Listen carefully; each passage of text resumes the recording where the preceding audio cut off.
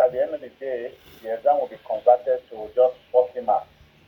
If 100 was converted to 40 marks because your continuous assessment is over 60.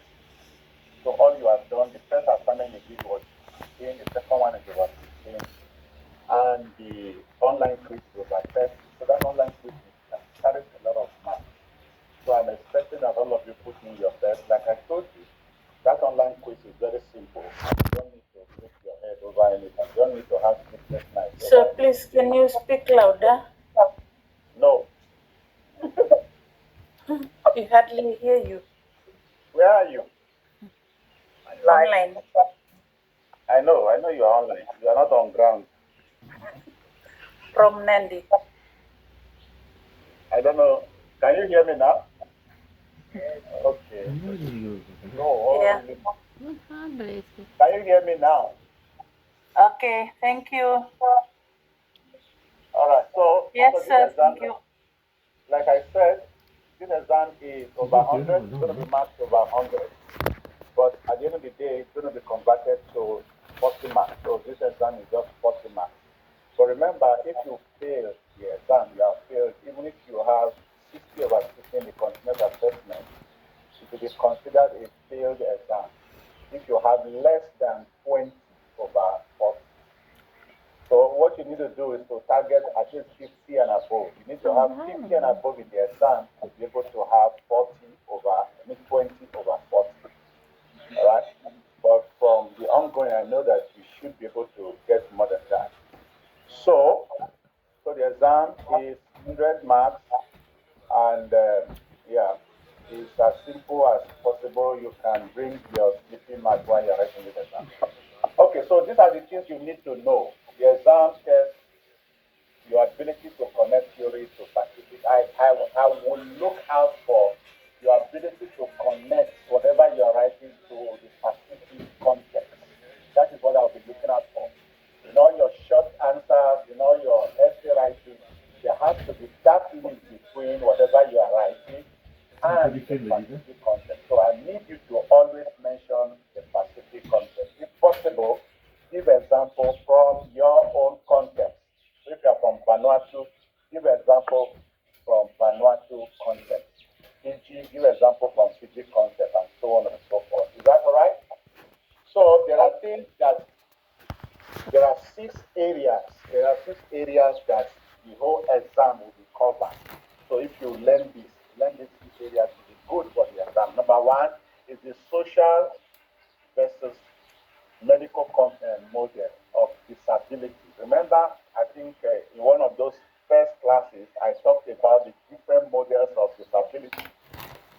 You know, I said the social model of disability. Now, listen. I said the social model of disability. Mostly, people see disability from the medical model.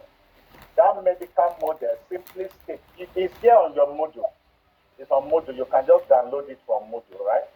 Go to with 13, you'll see there on Moodle, right?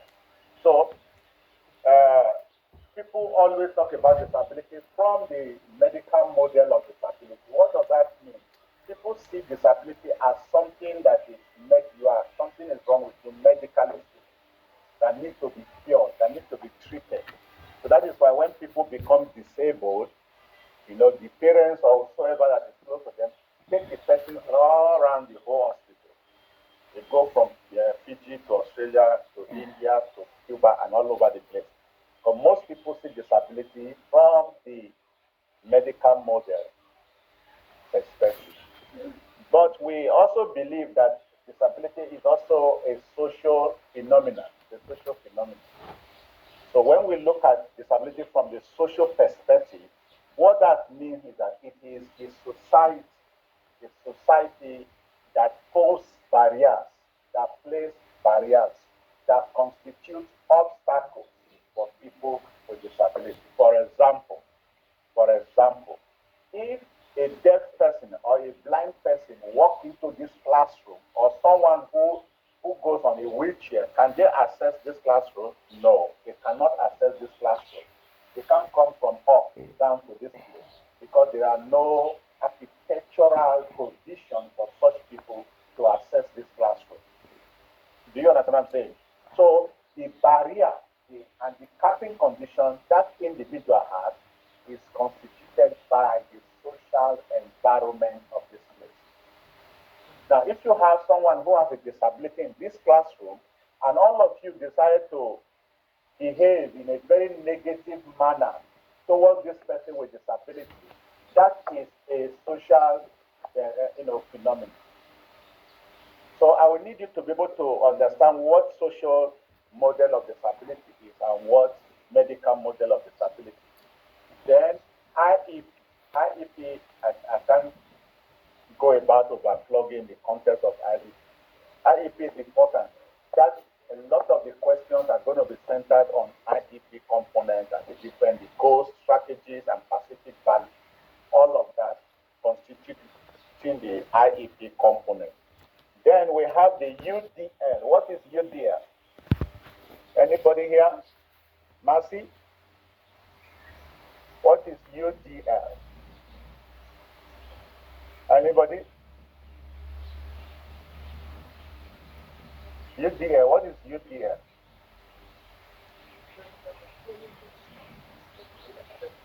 All right. So the UDL principles, and there are principles of UDL. That is one of the strategies. That is one of the strategies for teaching children with disabilities within the inclusive setting or the general education setting. And UDL simply means the universal design for what? Really? For learning or for lazy? Learning. Is that learning? Okay. So universal design for learning. And hinges on engagement, representation, and action and expression. Those are the three principles of universal design for learning. I need you to go thoroughly work on that principle. Now, the next one is differentiated instruction. Differentiated instruction. Differentiated instruction. What does it mean? What is the content? What is the process? And what is the product? What is the significance of differentiated instruction to persons with disabilities? How do you use differentiated instruction to teach? What does this stand for? Is there anybody who can give me what differentiated instruction means? What does it mean?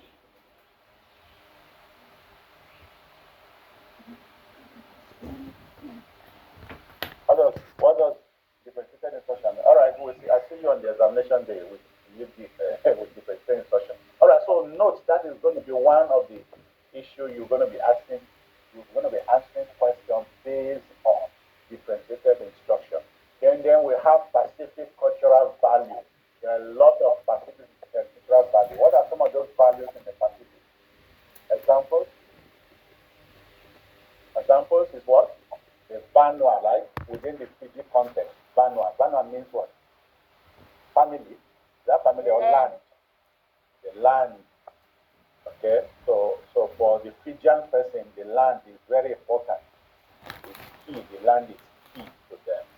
And relationship is also key to the Fijian person. Then we have the Talanoan, the reciprocity. Reciprocity. What does that mean? What is the meaning of reciprocity?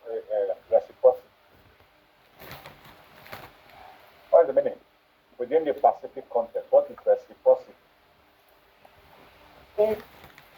If your father dies, all of us will come for your father's funeral. And my father dies. Because I came to your father's funeral, what happened? All of you will come to my own, right? Reciprocity. So you do good to others and you in turn receive good from them. Is that all right? Reciprocal. Reciprocity is from the word reciprocal. You do to me and I do to you. Okay, it's very common in the Pacific. So people return good for good. People are disposed to always return good for good. When you do good to people, you visit people when they are sick. When you are also sick, they look out for you. So we look out for each other in the Pacific. What are other values in the Pacific? Family ties, a big value. That's relationship. What again? What other values in your community?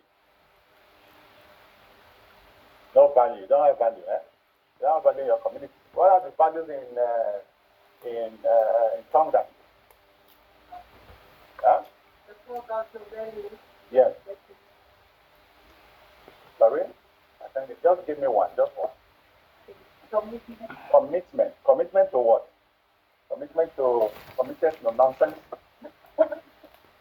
Commitment to what?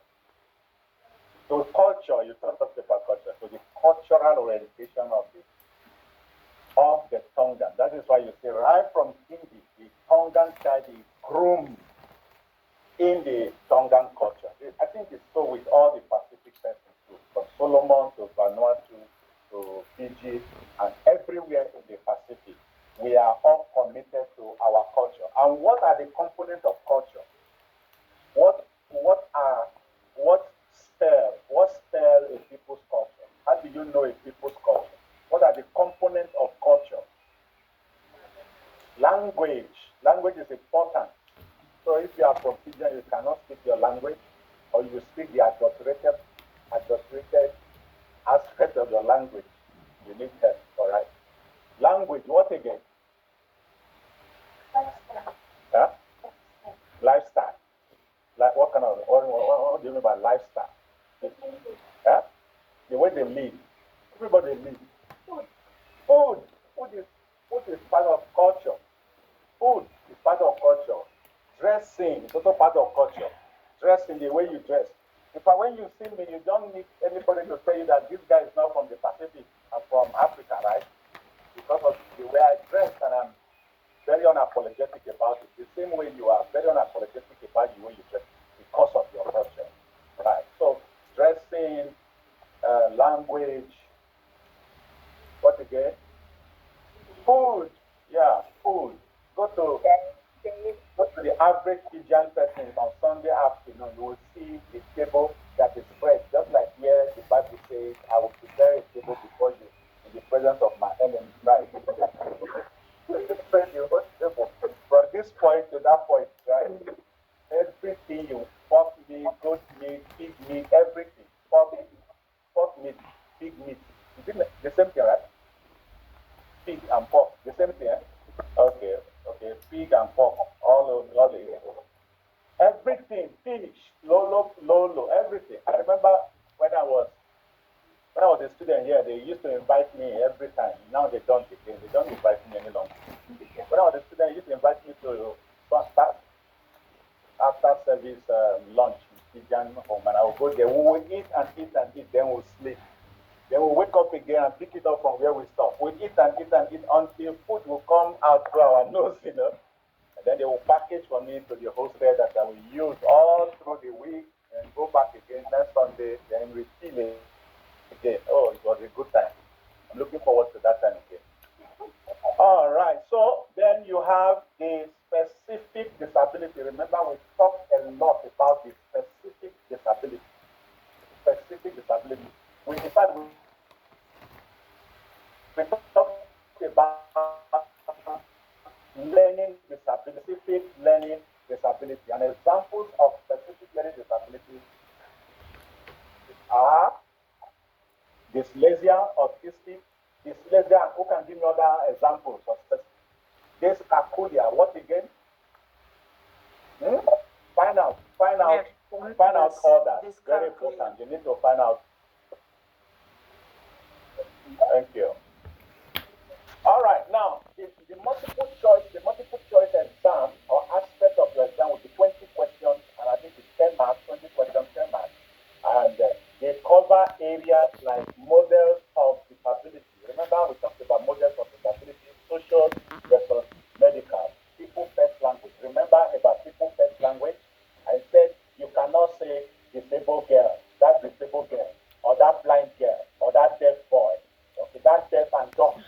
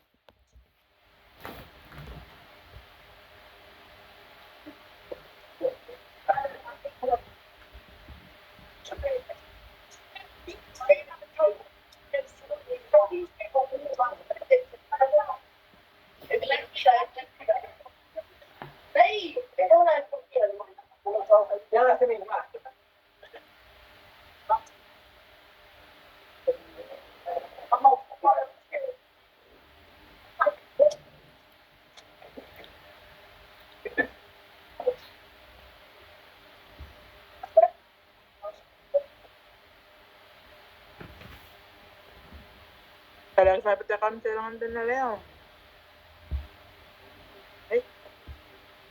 Hello, my friend. Hi, everybody. Sir, we can't hear your voice.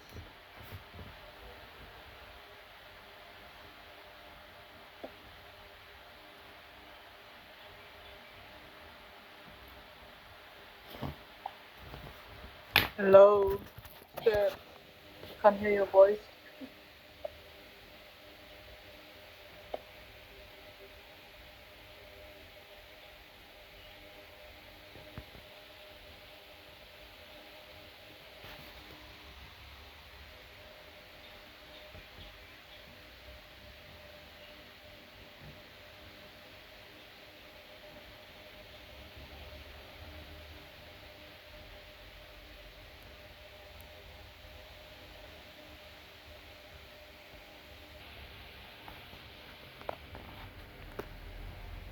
Reading with blouse. Stretch well. Stretch well and then you come back. Yeah, hey, make a name, but stretching right. Oh.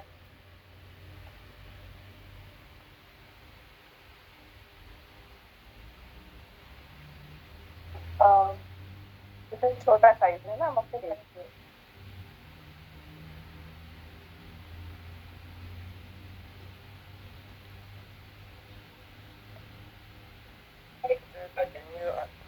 Is that all right? Phone तो नहीं है doctor ये record होता है Who is this one? Hey, Hello sir, we can't see the PowerPoint. yes, Alright. PowerPoint is upstairs. I'm just jangan aja very important.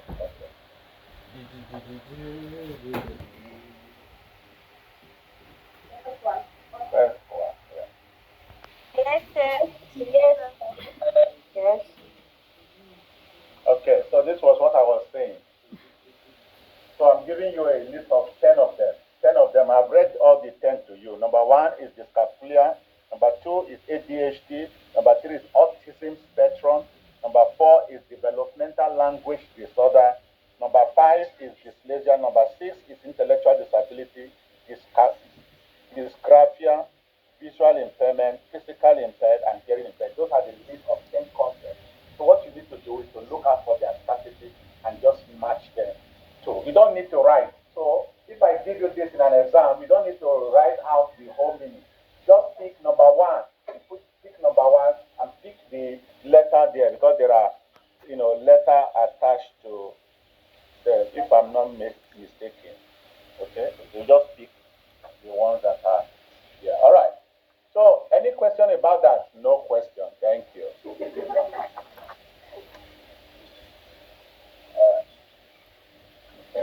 So what you need to do, you can create.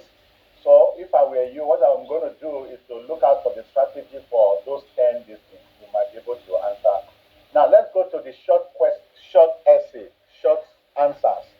So you're going to have a list. You're going to have about 6 questions that are short answers.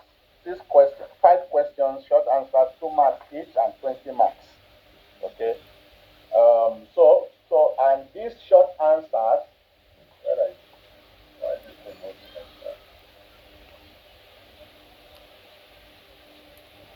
okay. Now, these 5 questions revolves around these 4 broad themes. The questions that are coming out for that short answer revolve around these 4 themes. Number 1 is core definition. Remember, the very first class we had in this class, this semester, was to define the concept of disability. You remember that? We also defined the concept of impairment, and we also defined the concept of handicap. We also taught it by defining the concept of inclusion. So these concepts are the ones I need you to define, and you define them with examples. Is that all right? Define them with examples. What is an impairment? An impairment is when there is a defect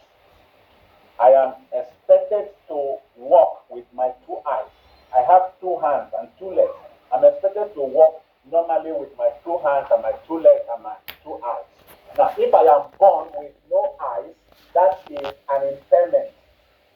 So any defect is an impairment. Now, because I have a defect, I have an impairment, I am not able to perform a function. That is a disability. So disability is functional. Inability to perform a function. A defect, an impairment is a defect, the absence of a body part. So you have one hand shorter than the other, that is an impairment. And because that hand is shorter than the other, you cannot use that hand to carry things, that is a disability. Is that all right? Are you following what I'm saying? Now, because you don't have eyes, you cannot play rugby, or you cannot play the sport rugby. You can't run. That is handicap. Did you get the point now? So what does that mean? Handicap is a disadvantage as a result of impairment and disability. I am blind. If I am blind, and because I am blind, I can't marry a girl that I want to marry. Beautiful lady I want to, why are you looking at me like that?